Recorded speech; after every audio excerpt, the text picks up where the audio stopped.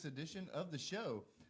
We got a special guest, Mr. BJ Holland, also known as The Beej, who also was the original host of Open Mic at Fountain City back in its glory days, and which we all miss that a great deal, actually.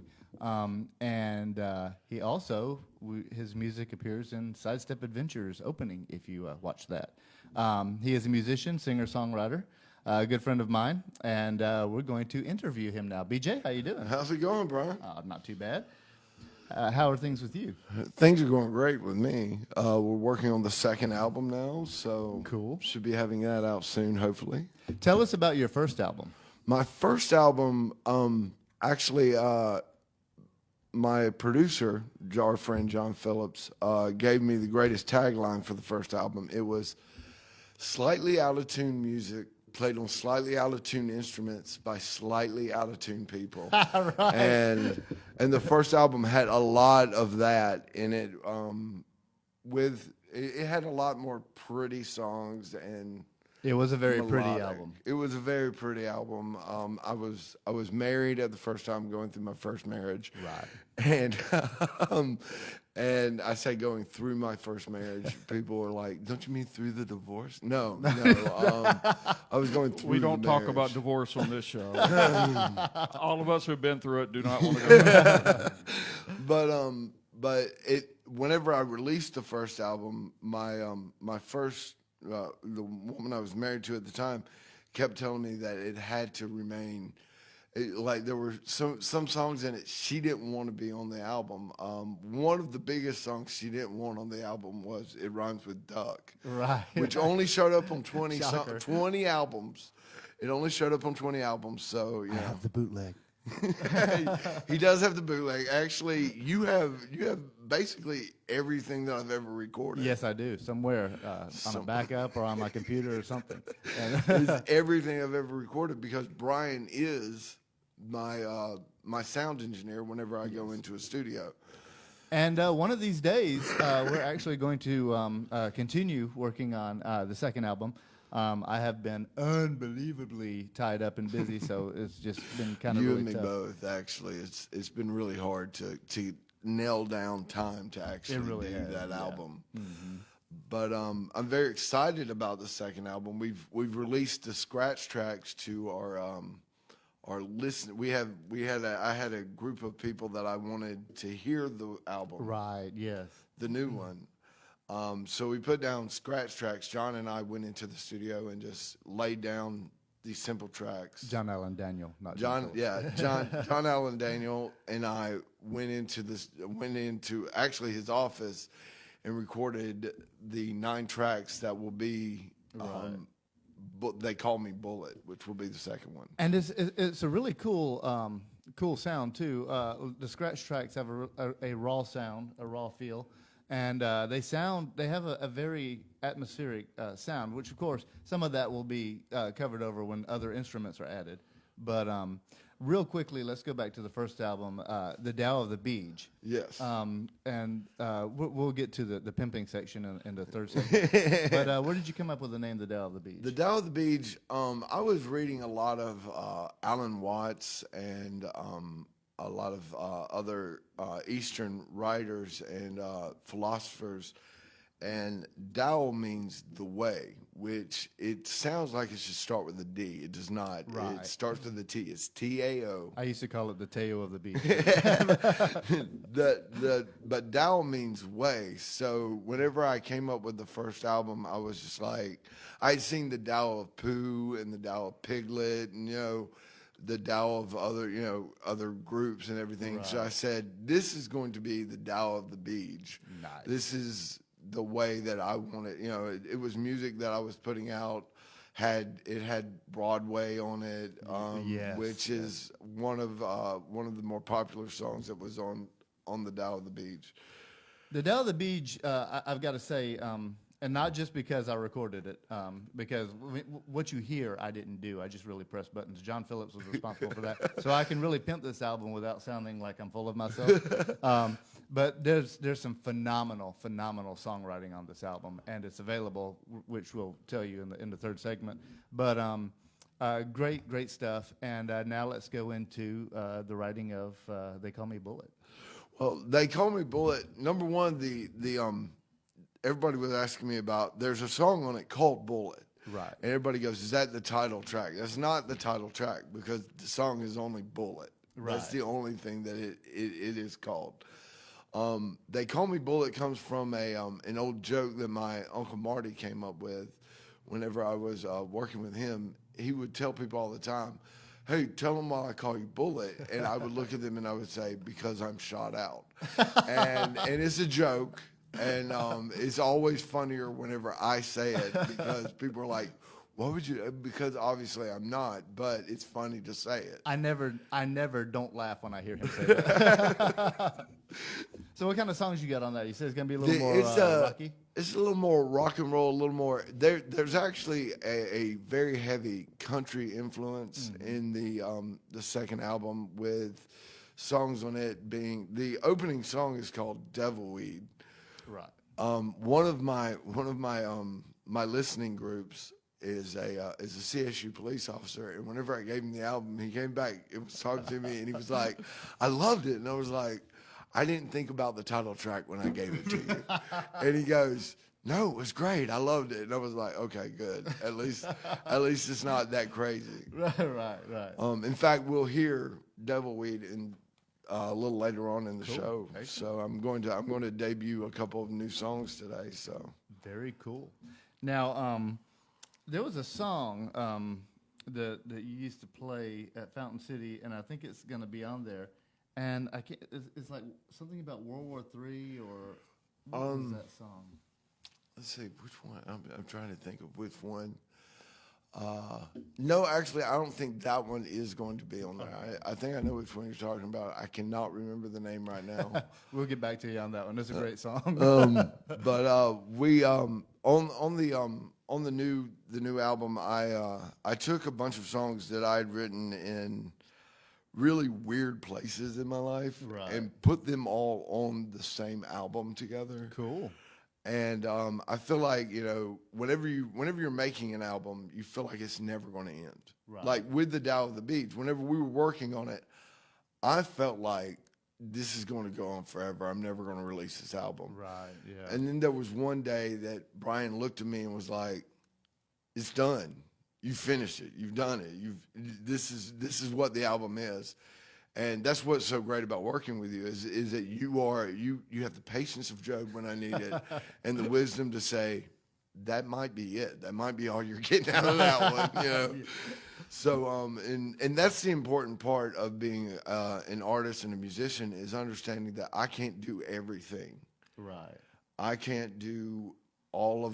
I can't record myself. I'm never going to hear it like the producer's going to hear it. Right. My good friend John Phillips, which is if you ever get if you're a musician and you ever get the chance to work with John Phillips, take it. Do it. Do it. John is an incredible artist, a great person to work with.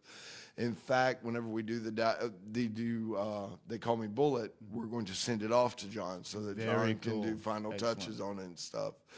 But all of these songs came from a very strange place in my life, and so I'm kind of putting out some stuff that might be at some points it feels a little overly personal to me. Right. No. Well, and that makes good songs because you got people who write songs that are not personal to them at all, that are like written by somebody else. So when you have somebody that Definitely. And which brings me to the next thing.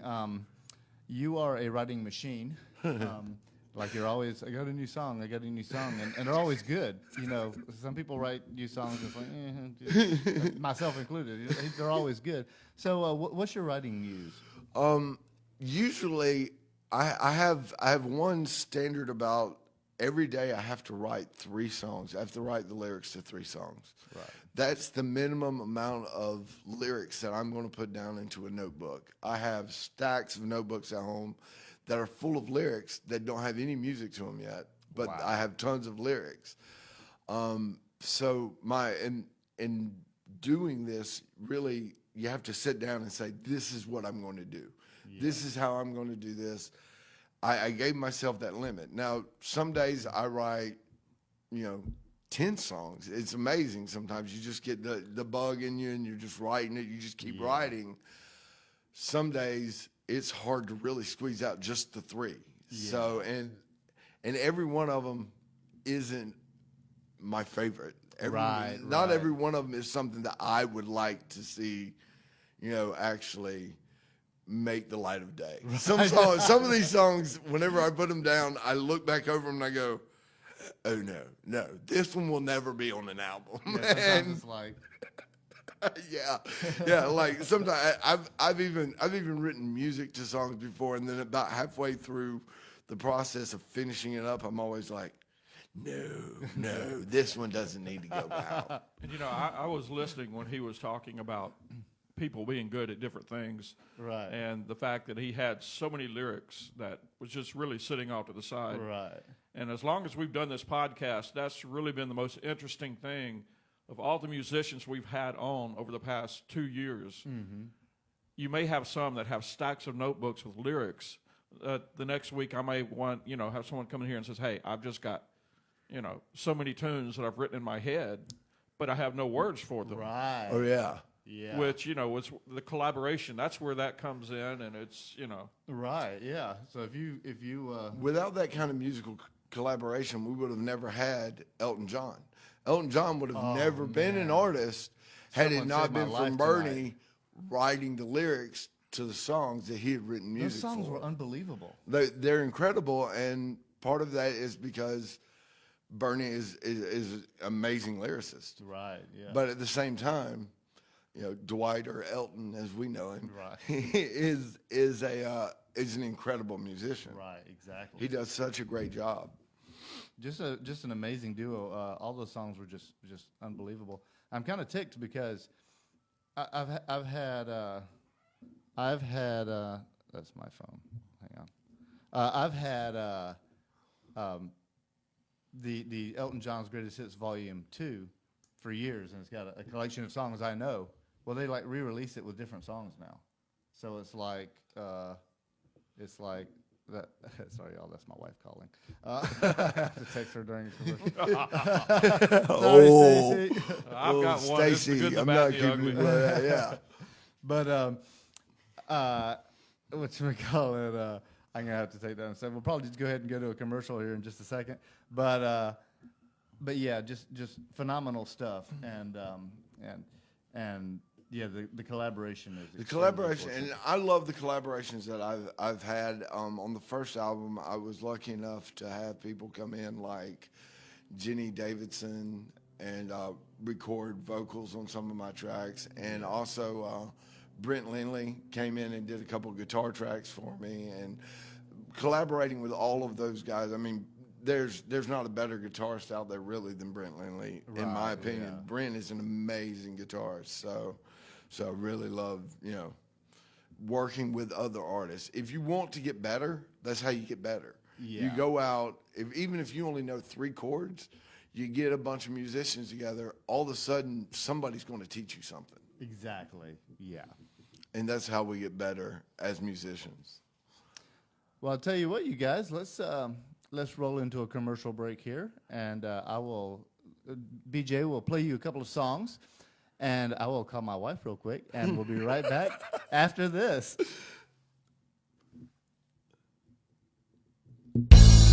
American Guitar Boutique, winner of the 2017 Ledger Enquirer Reader's Choice Award, is your one-stop shop for all your musical needs. Whether it is instruments, equipment, or accessories, we have it, and if not, we can get it, and at the best prices in the Valley area. We also buy, sell, and trade pre-owned and vintage gear, offer custom repair work, and teach lessons from our staff of trained musicians, all to keep you sounding your best. Visit us at 707 13th Street, Phoenix City, Alabama, or online at www.americanguitarboutique.com. We also can be contacted at 334-560-5202. So, come by or call and let Tim O'Brien or Mike Childry help you. American Guitar Boutique, for musicians, by musicians.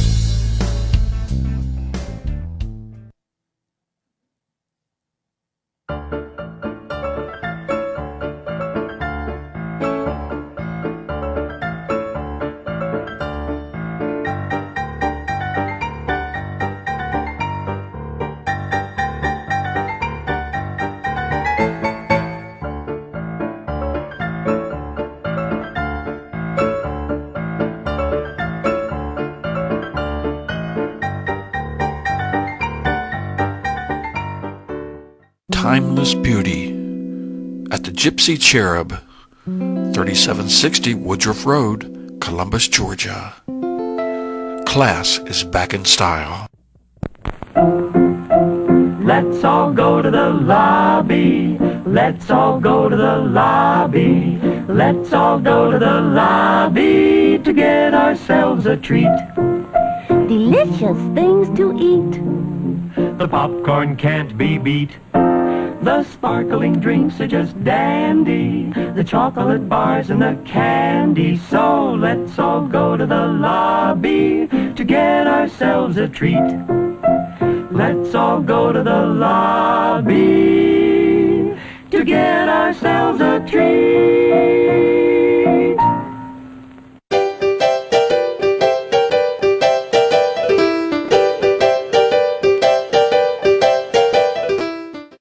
Okay, BJ, go ahead. All right, here we go. This first song is called Devil Weed.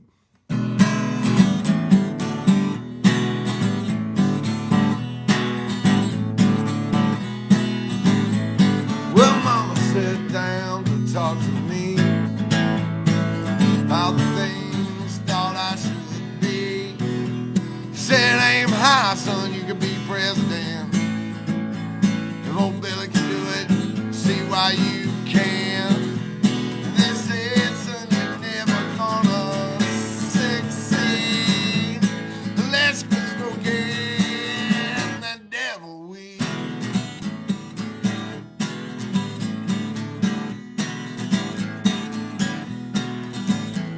It's true, my habits made it hard to find a job, but I couldn't reconcile myself without a loss.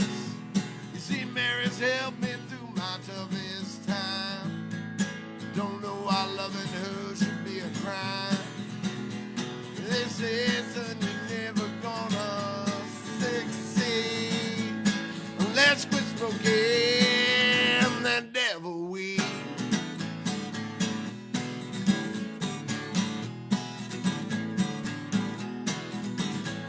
Let's puff, puff, pass.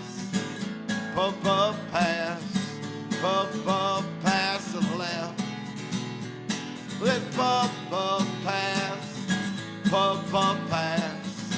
Puff, puff, pass to the left. They said, son, you're never gonna succeed. Let's quit smoking that devil weed.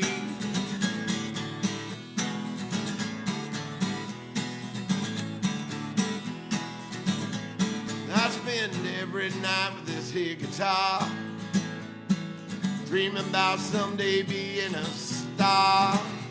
See, I can't say where Mary and I will go, but I can promise you we're gonna take it slow. They said, son, you're never gonna succeed. Let's quit smoking that devil weed.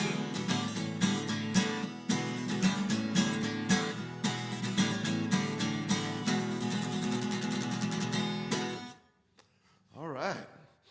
This next song that I'm going to do is called Ex-Girlfriends and One Ex-Wife. Because that's what I have is ex-girlfriends and one ex-wife.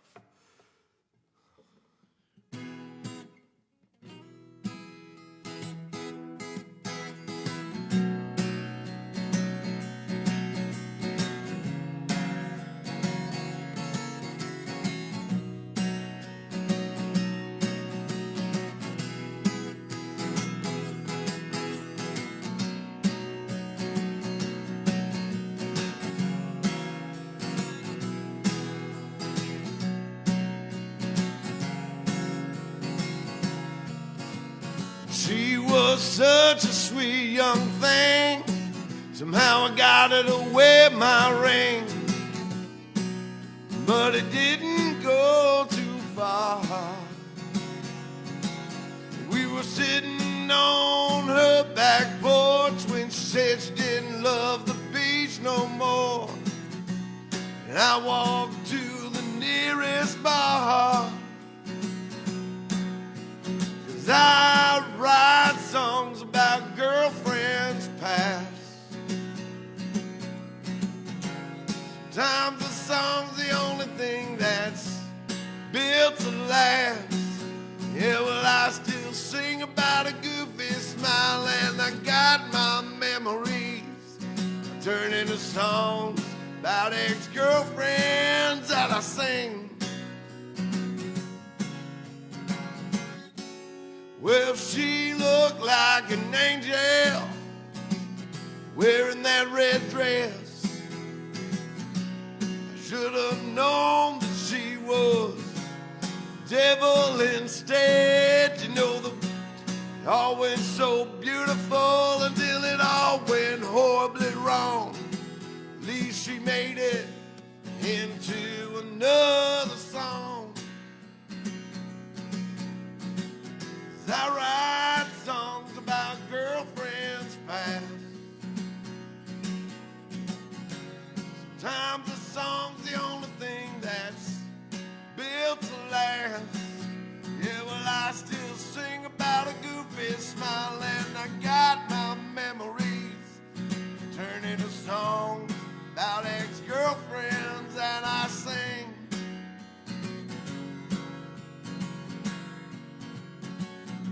I could have put any number of women in this song, maybe a Lori or a Dawn, but I chose 3, and I think I chose them wisely. As you see, every girlfriend is different. They're like snowflakes, crazy, crazy ass snowflakes. Man, were they hot.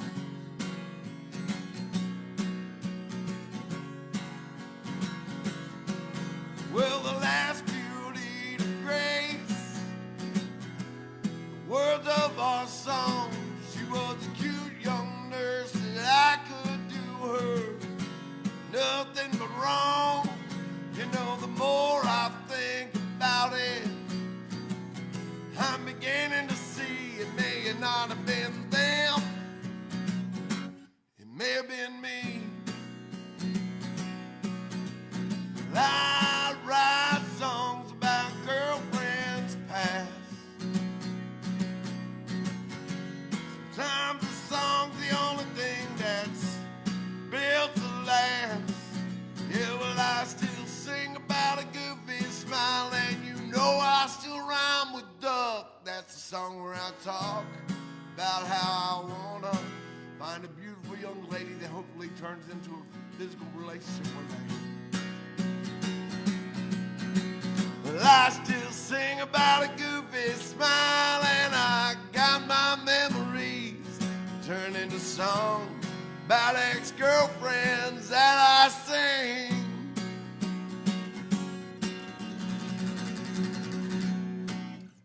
BJ Holland, ladies and gentlemen, we will be right back right after this. Hello, I'm Catherine Childry with Let's Vocalize. For over 35 years, I've coached vocalists and groups privately. I also perform vocal workshops training choirs. I'd love the opportunity to show you how direction, discipline, vocal health care, and regular practice can drastically improve you, your group, or your choir's performance. Call me at 706-536-6123 or visit us online at www.letsvocalize.com. I'd love to help you offer your best gift. Yes, Toddy, the chocolate malt in a can. It's so good hot. It's so good cold. It hits the spot with young and old. Yes, toddy pleases everybody. Delicious chocolate malted toddy, made with rich, real milk, not powdered milk. So come and get it, everybody. It's time to drink your chocolate toddy. Delicious.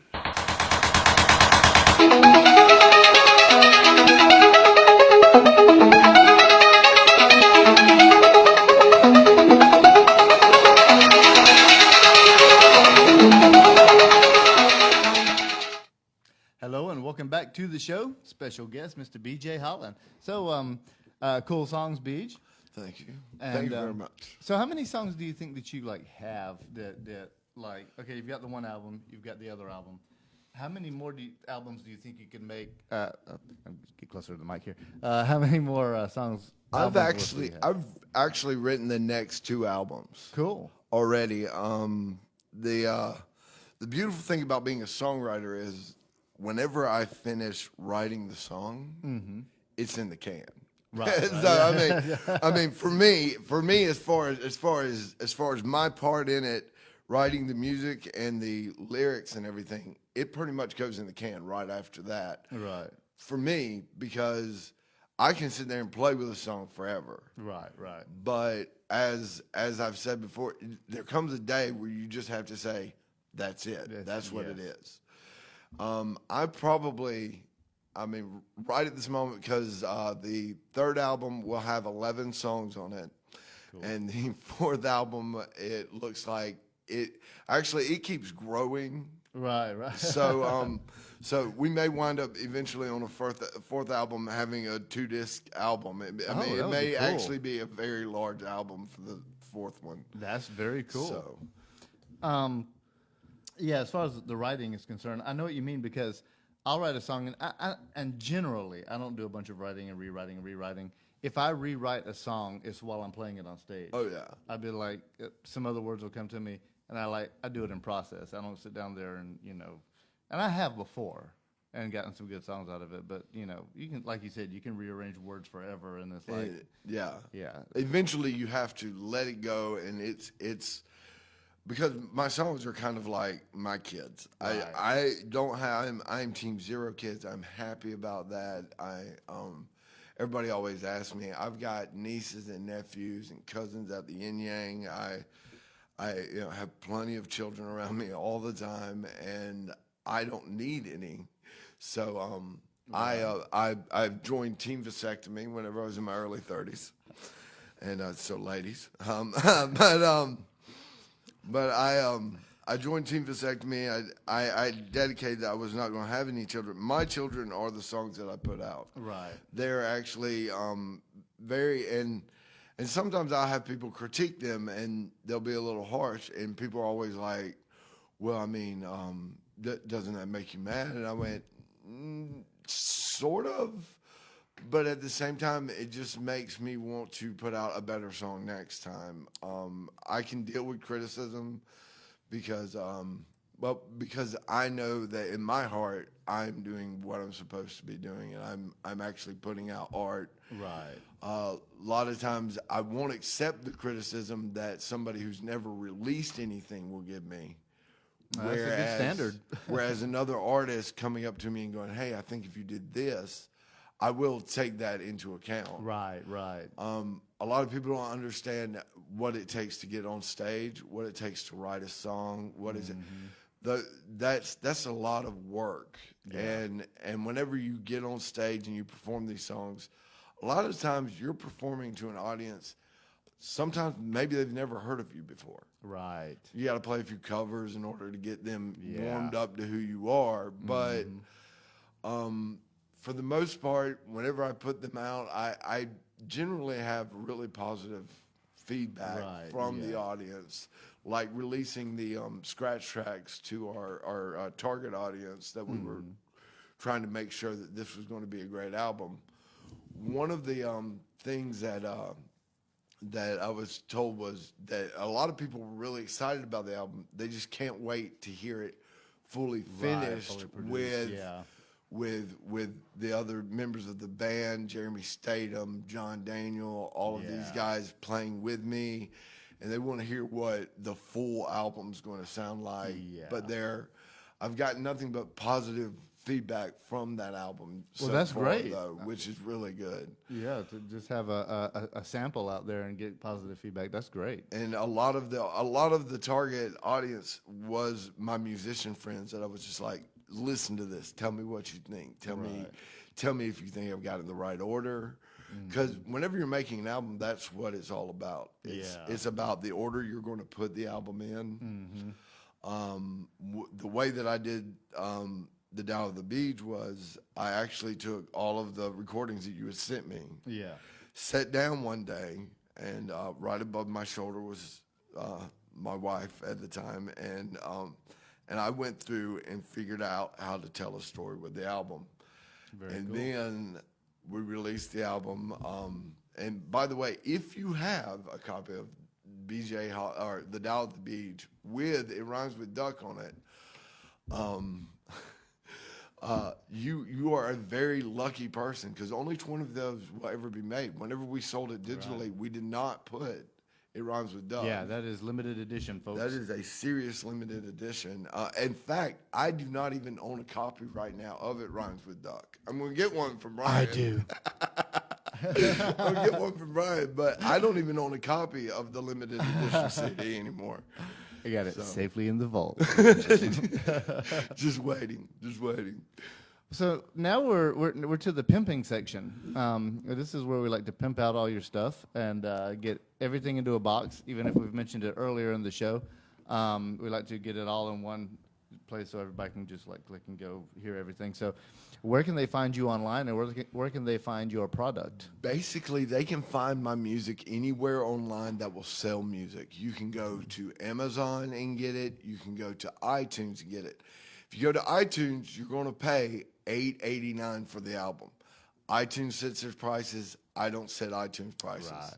They tell me what they're going to charge for the album. But if you go to cdbaby.com and type in BJ Holland, The Dial of the Beach, you can buy the album for $5. And every time I sell an album, that money goes to help a guy who's like this close to being homeless and always hungry. Me. That's exactly who that money goes to help. So, Hey, a charity is a charity. yes, exactly. Please buy the album. And but if you want to listen to the album, you can go to Spotify. Mm-hmm. You can go to Google Music, has it on there as well. Cool. Or you can go to YouTube and listen to the entire album if you go to hashtag BJ Holland. Cool. The entire album is on YouTube. Every time you play the album on Spotify, Google Music, or YouTube, I make a fraction of a penny. Yes, it does work that way. I've noticed I've got like 900,000 sales of like Kayla, and it equals up to like 15 cents.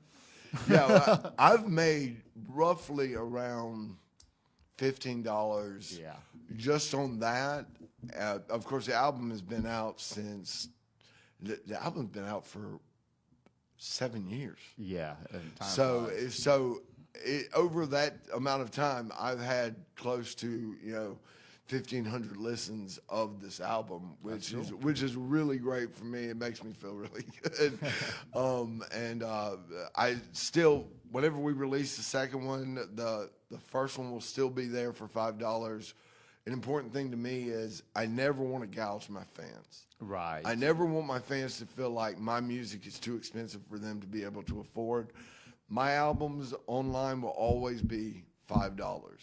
And if you buy an album from me at a concert, trust me, you're paying for gas money to get to the next concert. Right. Okay, so now, real quick before we close out, what advice would you give to aspiring artists? Don't listen to other artists who have already made it. Don't listen to them because, all right, they're all going to tell you, like Taylor Swift and all them are going to tell you, follow your dreams. That's like a lottery winner telling you, hey, liquidate everything you own and go buy lottery tickets. It always works out. It doesn't always work out. Yeah. But keep going. Every time you get a chance to play, keep playing. That's my best advice to you. You know, I got a chance to actually I've seen BJ. BJ impresses me as one that he doesn't just go out there and make it. He actually is constantly working. Oh yeah, he all the time. Was at open mics, and if you're from the Valley area, you know, in the Fountain City when they used to have open mic. Right. And then I got a chance just probably about 2 weeks ago. I was on vacation to go see him at the Loft. Yeah. And once again, if you're in the Valley area, the Loft is a small restaurant / club. And a great venue. It is. Yeah. And if you ever visit down this way, that's definitely a place you want to go by. And sometimes you might find him busking on the sidewalks as well. Yes, I mean, I will play on the sidewalk for tips a lot of times. In fact, I've kind of meant to do that, and I haven't quite got around to it yet. I have a stepson that's doing that right now in L.A. So that's actually another way to get better. I've seen myself grow in leaps and bounds as a musician simply because I'll go spend 3-4 hours sitting on the sidewalk playing music. Whether anybody's sitting there or not, I'm always playing music, and it's always going to make you better every time you pick up the guitar. Well, that's one of the things that I like about Columbus is that with everything really is growing, but especially the musical community is growing. Yeah. So you begin to see more. You're beginning to see more live acts out at different venues, and at the same time, just as BJ said, more. If they don't have anything to do. And like right now, it's a beautiful day. Oh, it's gorgeous out there. They'll just go out, hit the street, make some extra tips, and you can go downtown and usually just catch, a plethora of artists. And you would be amazed at the number of artists that actually do that on a regular basis that already have a name for themselves. I saw a video a few days ago where these guys were walking by and they were filming a guy singing Corduroy by Pearl Jam. And they're just filming him, and the guy finally looks up, and playing on the side of the street is Eddie Vedder from Pearl Jam, busking on the side of the street, and they were like, oh my God, you never know who you're going to catch on the street. Paul McCartney says he loves to do it before a concert so he can get out and meet his audience. So Perfect networking, because that's where everybody's at. Oh, exactly. They're on the street. Did you catch the video of the young kid? I believe he was probably in one of these devastated areas. With the drums. And, yes. Yeah. And there was a kid, and he just had he just wanted to create. And it was just inside of him, and everything he had was gone. Mm-hmm. But the kid got like literally cans and trash cans and whatever, and a set of drums, and that probably sounded better than anything I've heard in a long time. It was amazing. It sounded fantastic. When the artist needs to make music, especially when the musician needs to make music, they will find a way to make music. That's exactly what I put. I hear so many people saying, I can't create because I don't have X, but there's no excuse. There's no excuse. And if you've got one of these, you've got something you can do something with. Oh, that's an extremely powerful got tool. One of those, yeah. It's a window to the world. Yeah, absolutely. And, BJ, I appreciate you being on the show. Thank you so much, guys, for having me. I appreciate it, Anytime. man. We'll have you back again a little while down the road. And, Tim, do you have anything? No, I think I pretty well ran out right now. I'm going to go in and see how many people in the NFL's in trouble with Oh, yeah. our I'm government sure they're right in now, trouble so. with somebody right now. So, and brought to you partially, in part, by American Guitar Boutique, where you need to go and get all of your musical needs. That's like right above your head there, so you can point, and you'll see. Oh, right. Right there. Right there, American Check 'em Guitar out. Boutique. American Check Guitar our Boutique. friends out. And we will see you next time on the show. I'm your host, Brian Mallor. We got Tim over there making it all happen, and Mr. BJ Holland. Thank you, guys.